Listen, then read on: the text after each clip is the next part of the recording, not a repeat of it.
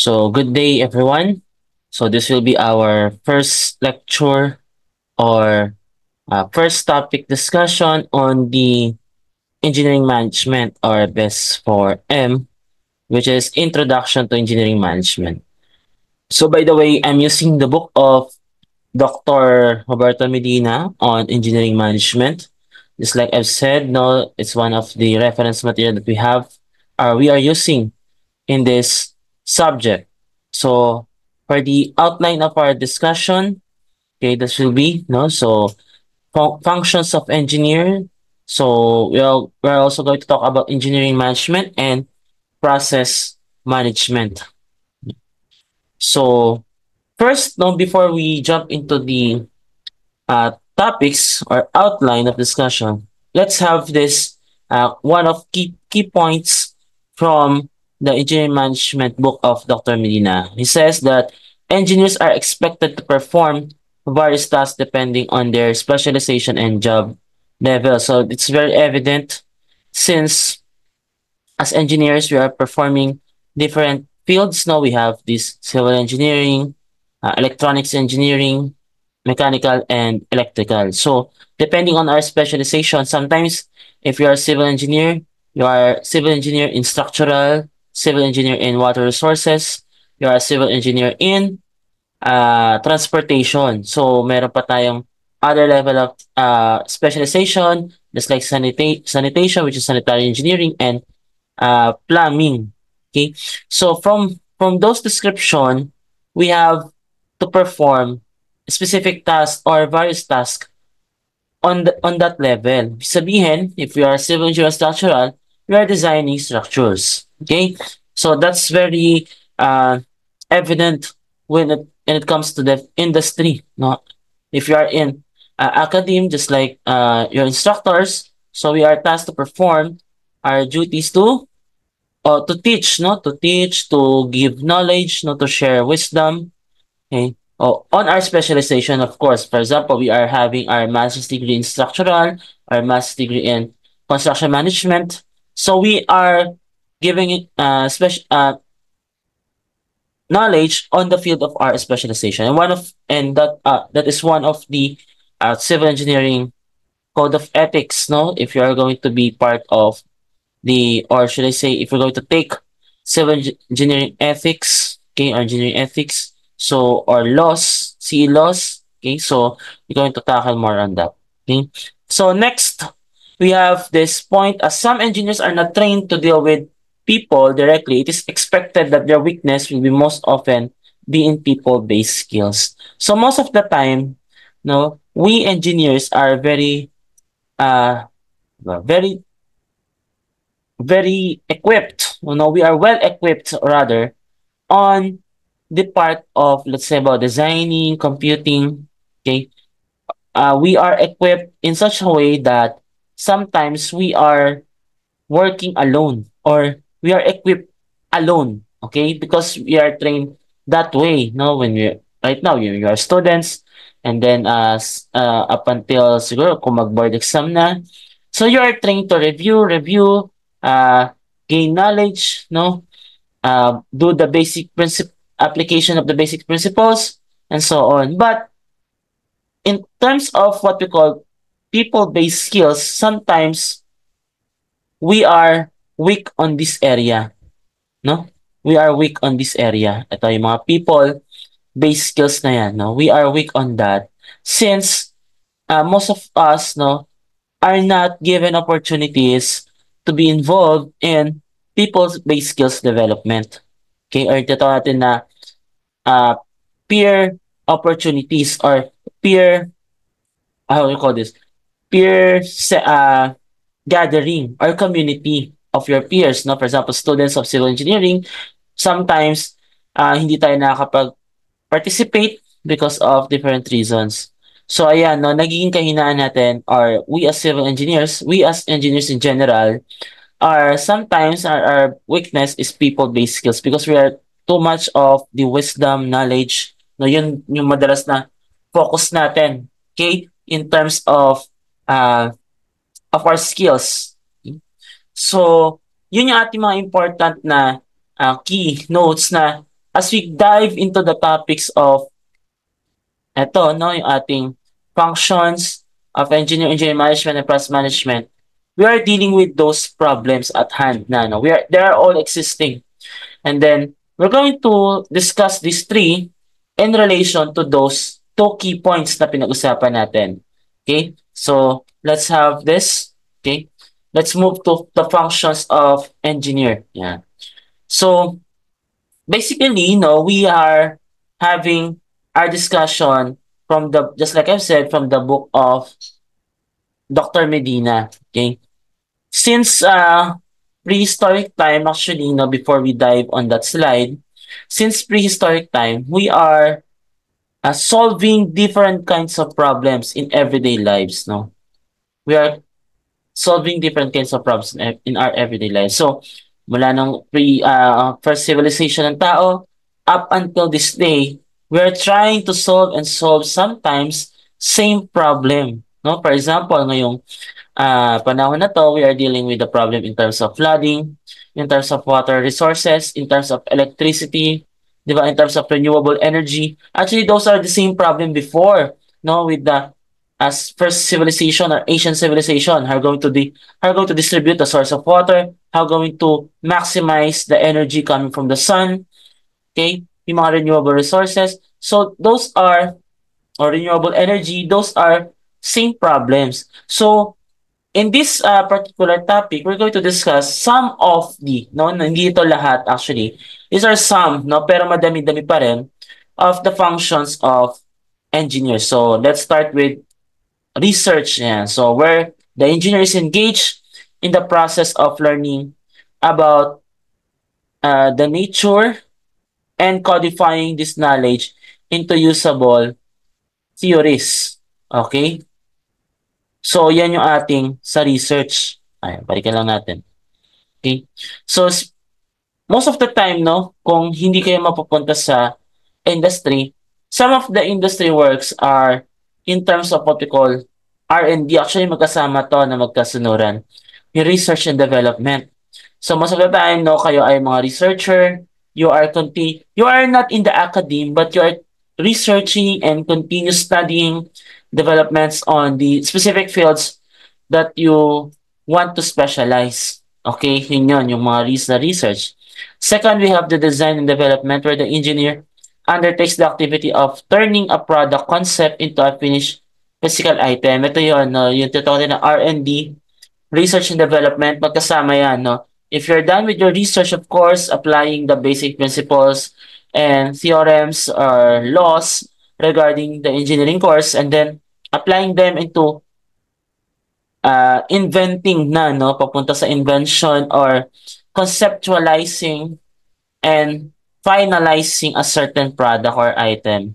No, usually design for manufacturing and manufacturability and value engineering teams, a feature of some company, are charged with the improvement of design and specification at the research, development, design, and production stages of product development. Most of the time, ito yung mga, if you're going to notice, no, some products are continuously developing. For example, concrete. No? Concrete from the ancient times up until now are continuously developing. Hindi natatapos ang development in terms of concrete. Or let's say, other construction materials, steel.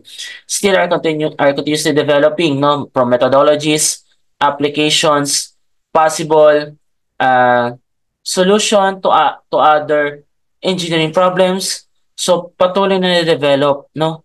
Hindi siya natatapos because every day or kahit nga every hour, there's a possible research that will arise and they will give us what we call idea or new ideas or fresh ideas or innovations, no, in our term, to apply with the current conditions or current situation that we have. So yun, no, yung research and development, magkasama yan as functions of engineers. Next, we have the testing, okay, and manufacturing yan, magka-tandem din yan. So in testing, where engineer works in a unit where new products or parts are tested for what we call workability. So After the R&D or the research and development, syempre test natin yan. So, we have different testing centers in your case, no? As a student, we have, or kahit professionals, we have what we call the testing center ng Department of Science and Technology, no? Makikita natin yan sa bandang Upper Bikutan ba? Sa may bandang Taguig, okay? Or different locations such as in partner universities or state universities, just like University of the Philippines, Los Baños for, I think, for timber or wood. Okay, for geotextile, nandun din. Minsan, kung wala, nandun sa Taguig. Or other agencies that test, no? Kaya, may mga testing centers na licensed engineers yung kanilang mga staff because they're knowledgeable in terms of what we call the product and or the research and development part of those testing. Kaya mahalaga pa rin na kahit hindi ka part ng research and development, if you're part of the testing field or functions of engineer, so yon na mapaforce ka to be involved on that function or that area of your expertise. Okay. Next, you have the manufacturing, where engineers directly in charge of the production personnel who assume responsibility for product. So ito yung kapag, for example, after the research and development, uh, we want to scale up, or what we want to uh, invent or produce products that has been developed. So, pupunta tayo dito sa manufacturing. Na manufacturing, sabihin gagawa kayo ng madaming unit. For example, meron kayong design na still methodology construction. So, pararamihin nyo yun. That's what we call manufacturing. Okay, so that's why if you're into manufacturing, most of the time, you know the background of the research and development of that product they're going to manufacture. Okay, so medyo mahalaga yon. Crucial yon yung first four na to, no? Research, design and development, testing, and manufacturing. Next on the functions of engineer is what we call ito na, punta tayo sa medyo macro, kanina micro yon, no? Micro part or micro functions, no? Research, design and development, testing, manufacturing, medyo micro pa. Ito na on the macro side of your functions, no, mas malakihan. So we have the construction, where the engineers or civil engineers are directly in charge of the construction personnel or may have responsibility for the quality of the construction process. Most of the time, no, if not, no, ay civil engineer yung nagiging lead or lead engineer ng isang construction, no?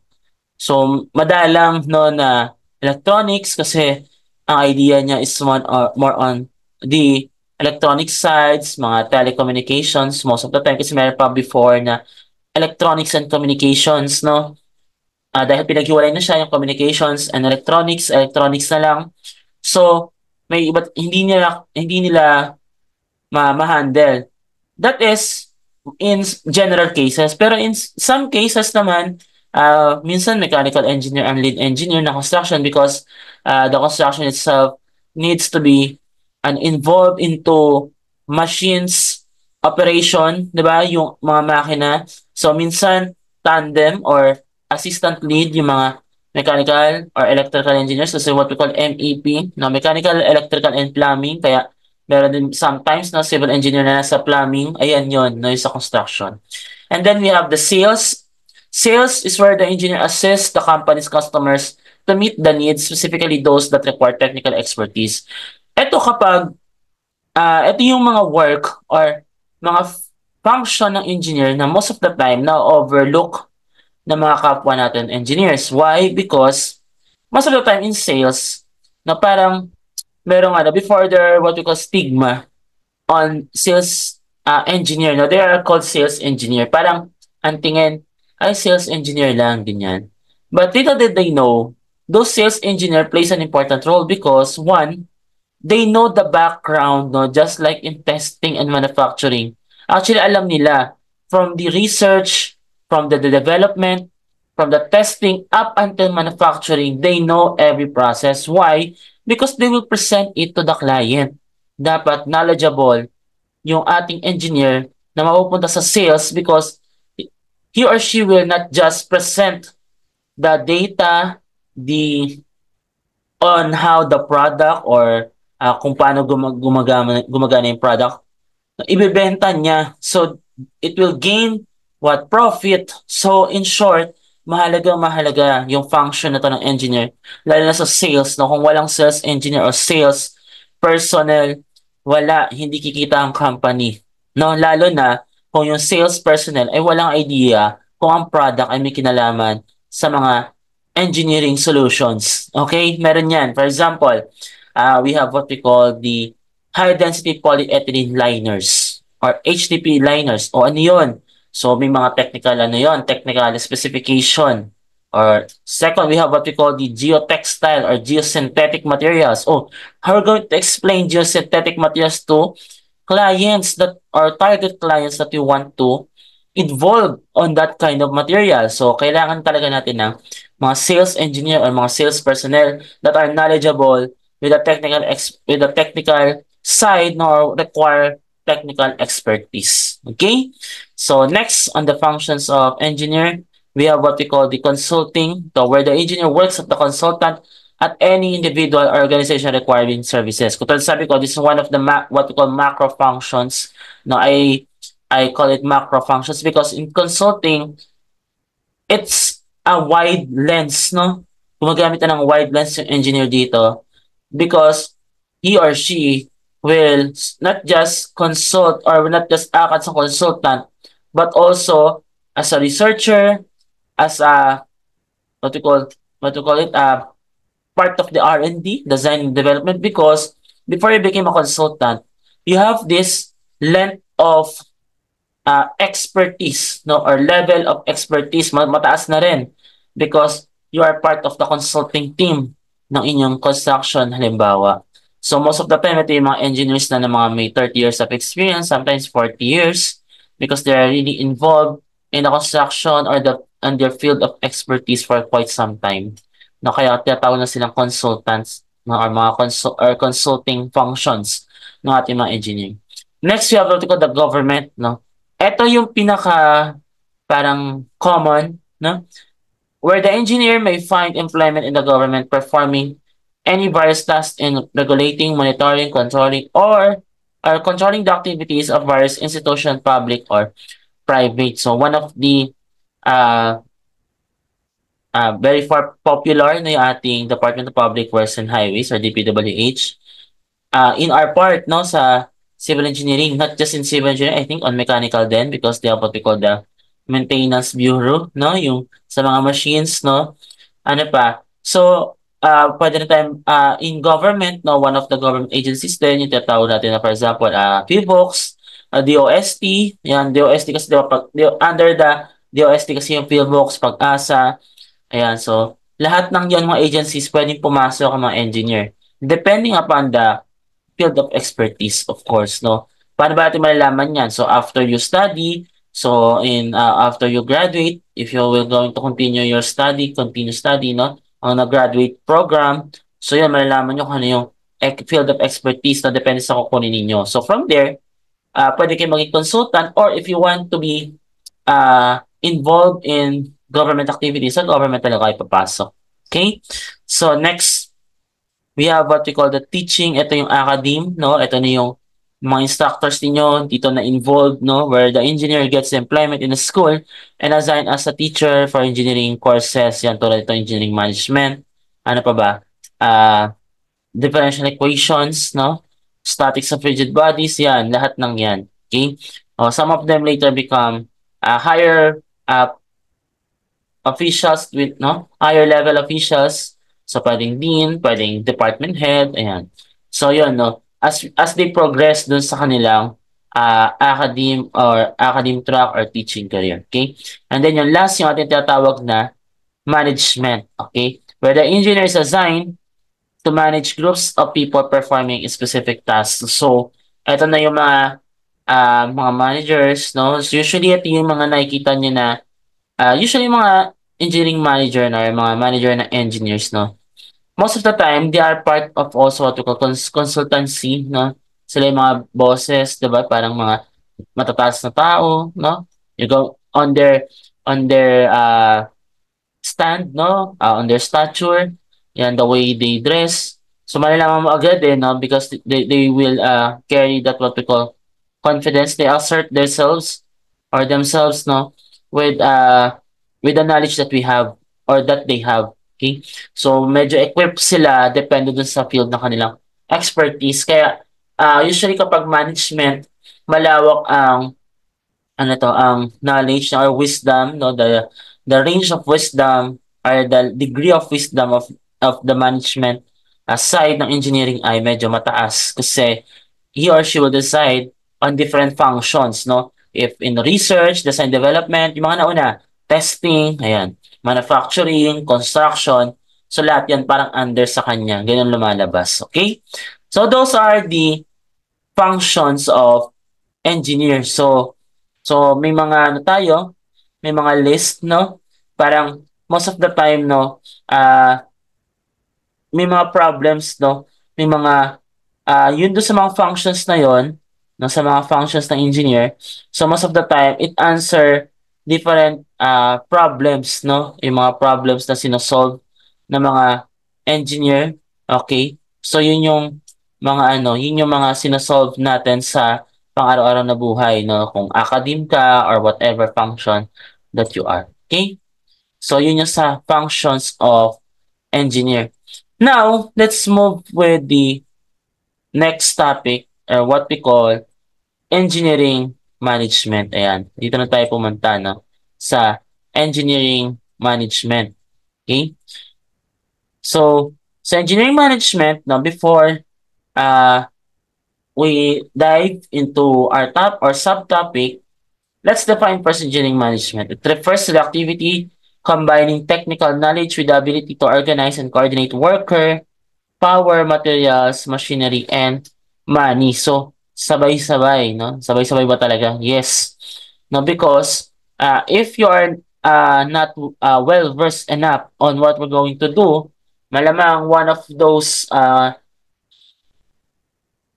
factors that we need to coordinate we're going to have a problem. No, for example, manpower, materials, no, or supplies, ayan. So, usually kapag hindi man na-manage ng tama yan, ay magkakaroon tayo ng malaking problema. Okay? Magkakaroon tayo ng isang problema na hindi natin kaya na ma-solve or mahihirapan na tayong i-solve. Okay? In engineering management, ayan, so when the engineer is assigned to supervise the work of even few people, his main responsibility is to lead his group to produce a certain output consistent with the required specification. Yan. So, meron tayong gustong i-meet, okay? Or may gustong tayong i-achieve, no? Kapag we are assigned to supervision, okay? So, merong group of people, meron kang hinahawakan under you, and then you will lead them, okay? Depende yan. For example, you are going to lead a certain department of a construction company, for example, research and development. Of course, the task is to continue researching and developing on the products that the company are using, no, or uh, flagship products of the company. Kasi, no, syempre, innovation is in a constant rate, no? Dahil nga technology also evolves at a constant rate. Not minsan nga hindi constant, no? Minsan fluctuating din ang ano natin, ang development ng technology. Pero madalas pataas. Okay? So ano pa? In engineering management, the top position an engineering manager may hope to occupy is the general managership or presidency.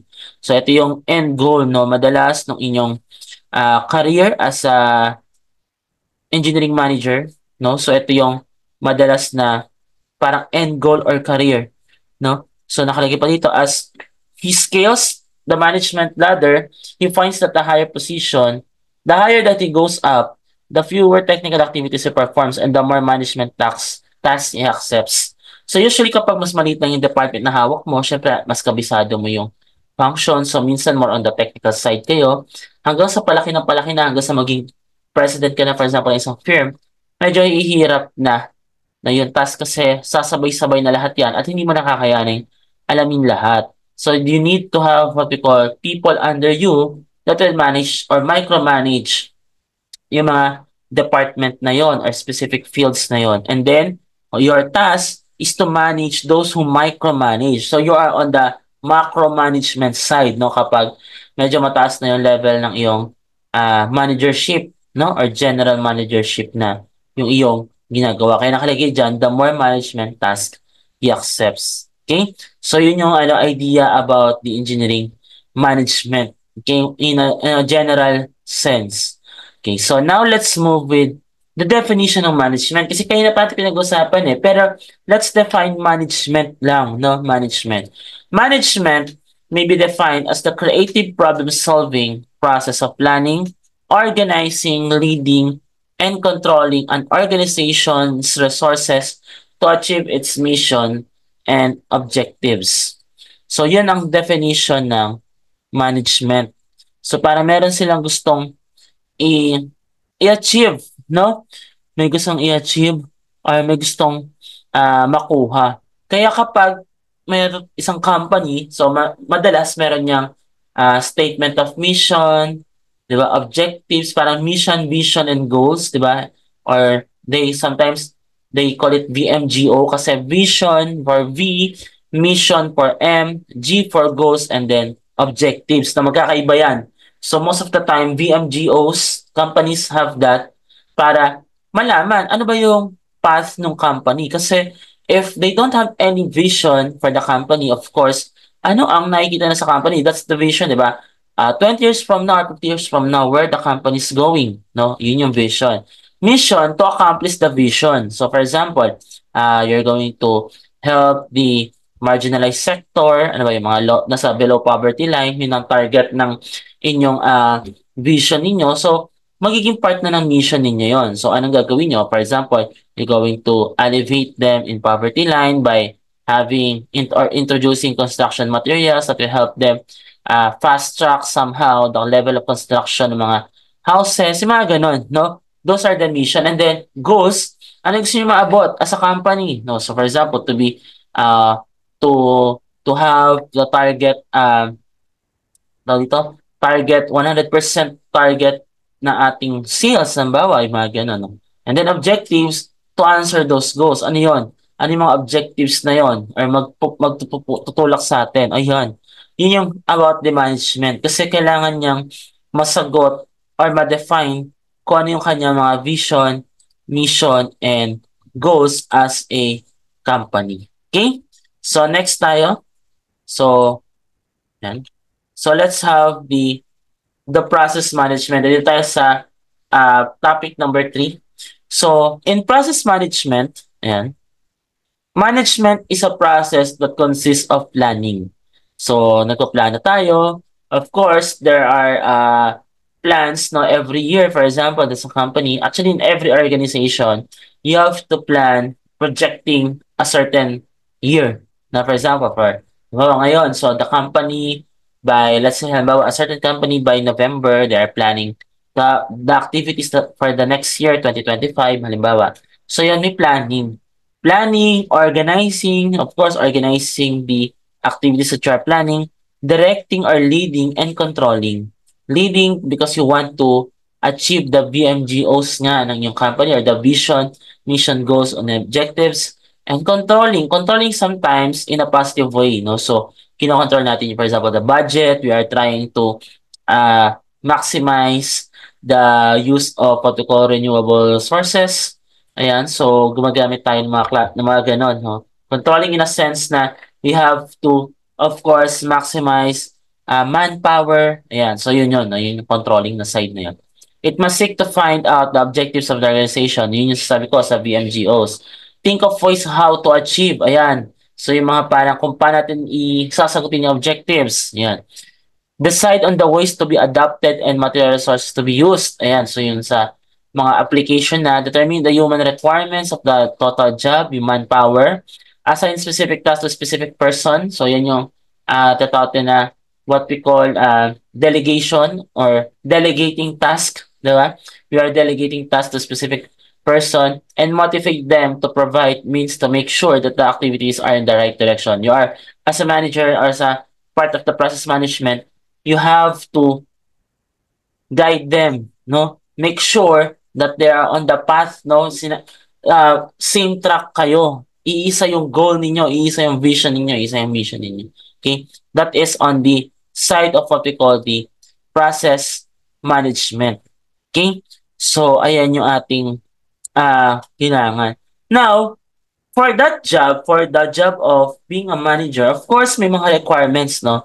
So, syempre, kung engineer manager ang hinahanap natin, so first, of course, dapat at least, the least, no? The least is at least man lang nakatapos ng any baccalaureate course in engineering. Minsan nga kahit hindi nga naging ano eh, hindi yung license, for example, industrial engineering, ganyan. So, because they're also knowledgeable, no? Kung merong pasada ng licensure examination or their board exam, the better because board exam is a culmination of what you have studied, no? Culmination kasi sabay-sabay yun. Hindi pala sabay-sabay, sunod-sunod, no? Mong sasagutan yung mga tanong based on what you have studied for the past years before graduating. Parang ganun. Okay? So, also, dapat at least no meron na siyang idea on what we call supervision and training at meron na siyang kung managerial position to dapat lalo na kung you are managing a quite big company or firm meron ka na dapat training on that level of management. Okay, so are the basic requirements. Hindi siya ganun ka technical in the sense na kailangan pa natin ilagay dito sa mga slides kasi by default dapat alam natin, no?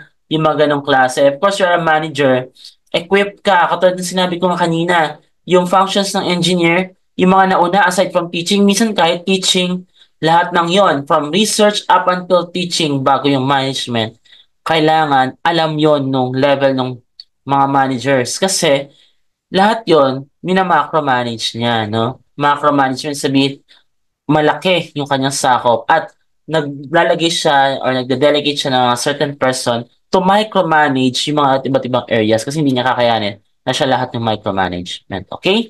So, now let's move to what we call how one may become a successful engineer manager. So, meron tatlong bagay, no, na para kahit paano meron tayong maging successful. No, actually, there are many things naman to consider on how successful an engineer manager will be. Pero ito yung main, no, or what we call general, parang points, no, na dapat nating tandaan. First, yung tinatawag natin na ability or managerial ability. Second, we have the motivation to manage. Okay, and third, we have the what we call the opportunity. So, umpisa natin sa managerial ability. Okay, so managerial ability refers to the capacity of an engineer manager to achieve organizational objectives effectively and efficiently. Again, managerial ability refers to the capacity of an engineer manager to achieve organizational objectives effectively and efficiently. So, kailangan merong capacity, no? Yun yung ability na yan, no? Capacity ng engineer. So, minsan yung ability na yan ay learned.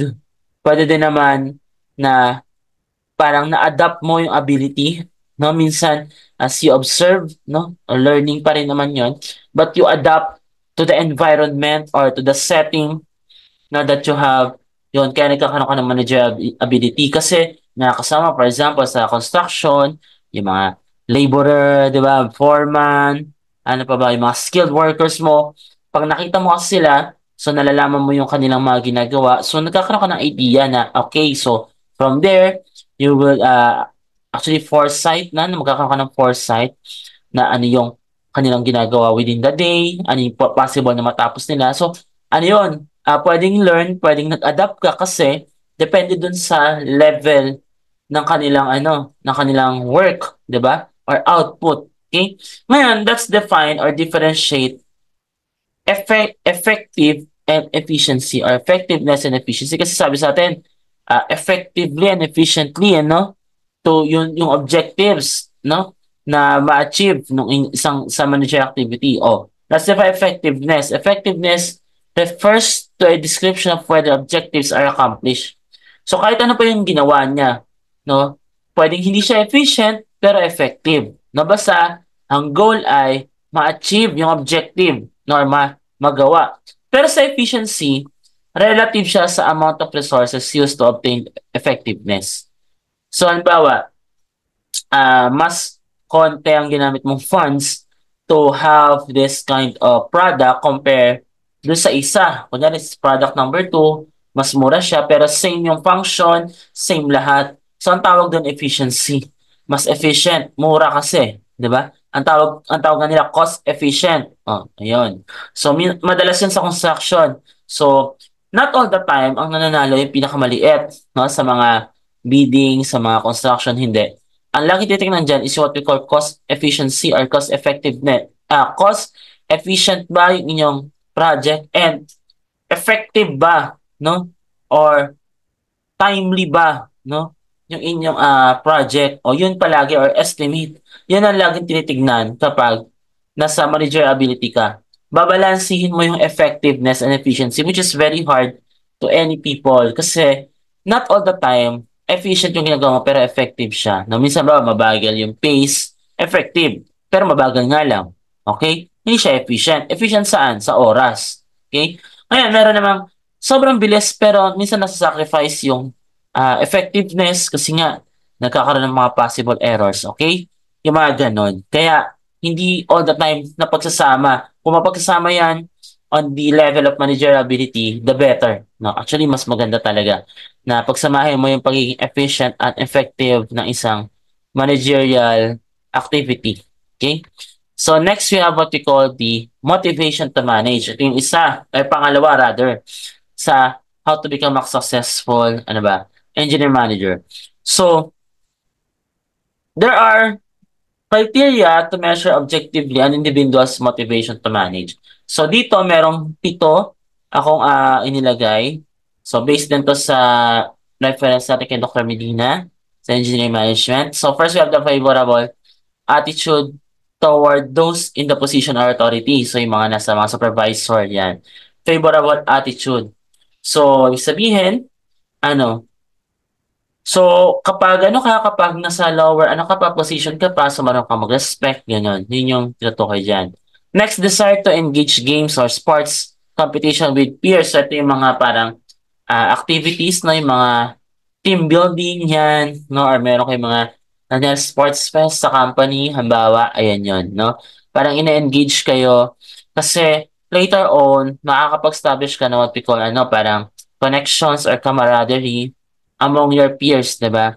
So, next you have the desire to engage in occupational or work-related competition with peers. At yung within your group, parang papagalingan kayo, pero hindi siya parang maging toxic.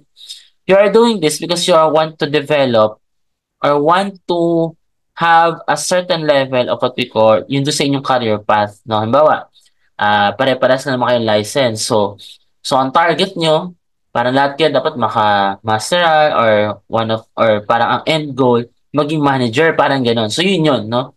Yung engage in occupational related competition with peers. Okay? So nagpapagalingan kayo in such a way na nagtutulungan pa rin kayo kasi para tumaas yung inyong level sa inyong career path. Okay?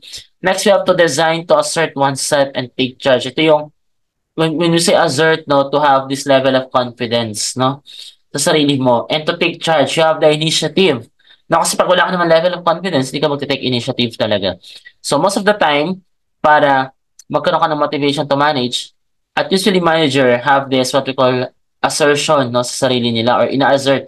They assert their oneself para alam nila kung ano yung gagawin. Most of the time, they are the ones who takes the initiative. Sabihin nila yung gagawin, and then since manager, they will direct or macro-manage.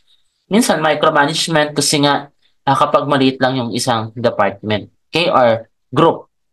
Next, you have what we call, yan, yung pa din mga criteria, desire to exercise power and authority over others. Ito yung kapag medyo na-assign ka on a level of micromanagement. Meron kang authority over them, pero you're submitting also an authority above you. Yun yung una, di ba? So yun, kailangan medyo ma-exercise yan para at least later on kapag habang tumataas ka na sa career ladder, mas paniniwalaan ka nila. Okay? So next, you have the desire to behave in a distinctive way, which includes standing out from the crowd. Ito yung sa ating term, no, pag sa mga sa company, ito yung parang nagbibida-bida, no? In a negative way kasi yung ano yun, no, yung definition nun. Pero kung gagawin natin siyang on a positive lens, mukhang kailangan mo talaga mag quote-unquote bida-bida in such a way that you're going to behave uh, ako, on the level of your profession. For example, you're a licensed civil engineer. Of course, ano ba dapat? No, we have the code of ethics. Siyempre, kailangan alam mo rin kung ano yung dapat, hindi mo dapat gawin. Ayun yun, no? Parang mabuting tao ka, hindi ka pasaway, ayun yun. Nag-stand out ka, kasi pwede na mag-stand out ka in a negative way, yun nga, bida-bida ka, pasaway ka, yung mga ganun. Okay? So, next or last, we have what we call sense of responsibility and carry out the routine duties associated with managerial work. Ito na, kapag medyo nasanay ka na, no, sa mga routine, especially in managerial work, medyo ano na yan, pataas yung level mo. Kasi pag nasanay ka, that means parang nagiging ulit-ulit na lang. So, hindi ka makakontento. Tataas talaga yung level ng position mo kasi you yourself, maghahanap ka ng mas mataas na level ng difficulty sa ginagawa mo. Kasi routinary, nasa iyo yung, ano yung ginagawa mo doon sa level na yon. Okay? Next, we have what we call the opportunity. Ito yung last. Sabi sa atin, successful managers become possible only if those who have the ability and the motivation are given the opportunity to manage. Kasi most of the time, hindi naman talaga lahat ng bibigyan ng opportunity. So, syempre, may tatawag tayo na parang ano ba, seniority na tinatawag. So, may mas mauuna talaga sa'yo kahit ikaw yung pinaka-alam nilang how you call this, pinaka qualified, no, since meron tayong ganon. So, minsan hindi tayo nabibigyan ng opportunity to manage. Pero kapag binigyan, ayun na, kapag nabigyan ng position, makikita natin, lalo na pag mga nasa, ano ka na, nasa era ka na, naabutan mo yung pagbabago ng mga eras, for example, from Gen Z, Millennial, no, tapos ngayon, di ba, ano ba ngayon? Millennial, ito ba yung millennial? Hindi. O, kung ano man ngayon, Gen Z to millennial, nakikita niyo yung pagbabago, no, or Gen Y, or Gen X pa, parang ganun ba? So, nakita natin yung pagbabago, no, from that same, on the span of time. So, medyo magkakaroon ka ng ano, ng also level of maturity in terms of what we call yung tatawag natin na grabbing the opportunity. Kasi not all opportunities are para sa'yo. No? Most of the time, yung opportunities ay ipapakita lang sa'yo, magkakaroon ka ng option. Tapos, of course, depending on your decision, doon yung opportunity na makukuha mo. No, hindi siya, not all the time na parang may biglang opportunity, hindi ganon. So, mas madalas ang opportunity ay nagiging option, no? Marami kang opportunity. Pero ang ano doon is, eto bang opportunity na to will motivate me to manage and and maximize the ability or the managerial ability that I have. Ayun yun, no? Kaya sabi diyan, kapag ang successful managers become possible only if those who have the ability and motivation are given the opportunity to manage. Okay? And then, last, before we proceed with our susunod na topic, the opportunity for successful management has two requirements. Ito yun. Una, obtaining suitable managerial job. Yan. So, ano ba yung mga managerial job? Sa mga DPWH, yan yung mga matatas, mga Engineer 5, Engineer 4, ayan, or mga department head, dean sa academe, ayan. Kailangan ma-obtain ka mo ng suitable. And second, na finding a supportive climate once on the job. Pag sinabi, ang definition dito ng climate is yung atmosphere or the peers that you have, no? For example, lalo na ako, manager yon. So, meron ba supportive manager that will help you to develop later on as a manager din? Ayun. So, kailangan medyo makahanap ka ng ganong klaseng tao para at least mabigyan or ma-open sa yung mga opportunities. Kasi hindi naman madalas ma-open na opportunities, no? Or kung hindi siya madalas, naka-open siya pero option kasi hindi naman lahat ng opportunities sa'yo, no? So, ayun, no? Yun yung dalawang bagay na kailangan to for successful managers, no? Or for successful management. Okay? Next. So, ayan na yung ating lahat ng pinag-usapan para sa ating introduction to engineering management. Okay? So, for your output, since ito ay katulad na nabanggit ko sa inyong introduction or ano ba, discussion ng syllabus ninyo. By the way, I will be uh, asking you to fill up a form or physical na lang sa face-to-face if you're in the university ng syllabus attendance na na-discuss sa inyo before. So, pwede rin siguro kung hindi kaya talaga, kung kailangan na ng online, is e-signature na lang. Okay? Kasi meron siyang attendance eh. So, tulad na nabanggit ko, we're going to have case study. Okay?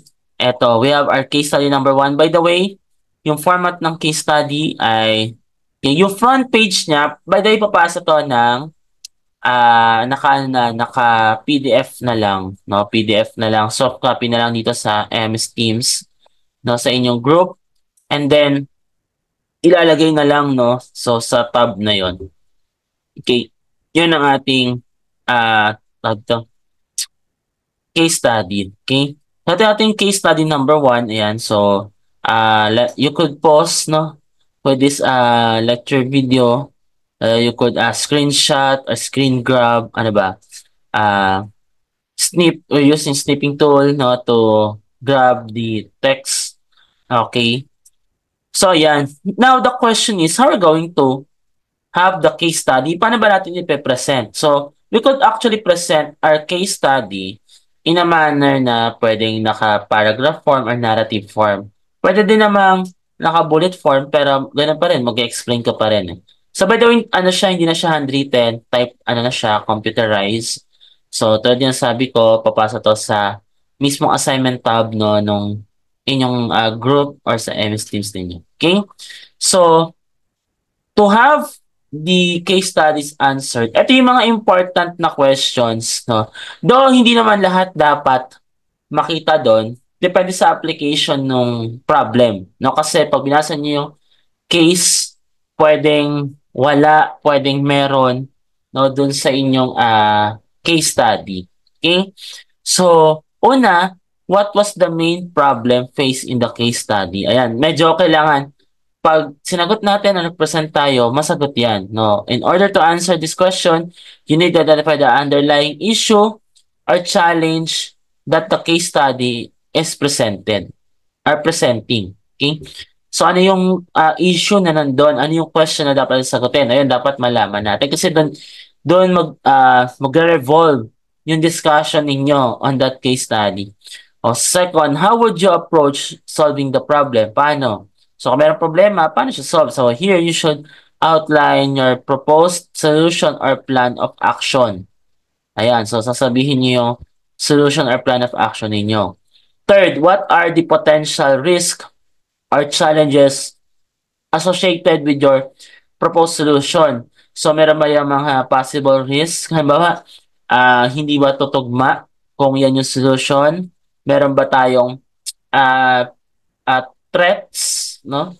Or risk, ayan, na pwede nating i-define, baka hindi magawa yung solution na naisip natin. It is important to consider the potential drawbacks or obstacles, ayan, that may arise when implementing your solution. Baka may obstacles, so kailangan ma-identify din natin yon para at least masama na rin sa pagbibigay ng solution.